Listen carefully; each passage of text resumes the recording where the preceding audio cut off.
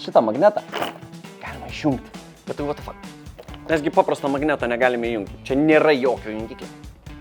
Su elektromagnetais paprašiau. Jungiam srovę, magnetas traukia. Išjungiam srovę, nebetraukia. Bet čiagi nėra elektromagnetas. Čia yra naudojami pastovus magnetai. Ir jie veikia dėl tokios savo labai įdomios vidinės geometrikos. Pastovus magnetas turi šiaurinį ir pietinį polių. Magnetinės linijos keliauja iš šiaurinio į pietinį polių. Jeigu metalas kerta šitas magnetinės linijas, metalas jaučia magneto traukos jėgą. Jeigu mes turim antrą magnetą, niekas nepakinta, apart to, kad magnetinių linijų yra daugiau, magnetas yra stipresnis. Bet jeigu mes vieną iš magnetų apversime aukštyn kojom, dabar magnetinės linijos turi daug artimesnį polių, į kurį gali peršokti. Ir jos šoko iš vieno šiaurinio į kitą pietinį polių. Taip jos mažiau išsisklaido ir mūsų magnetas veikia mažesniu atstumu.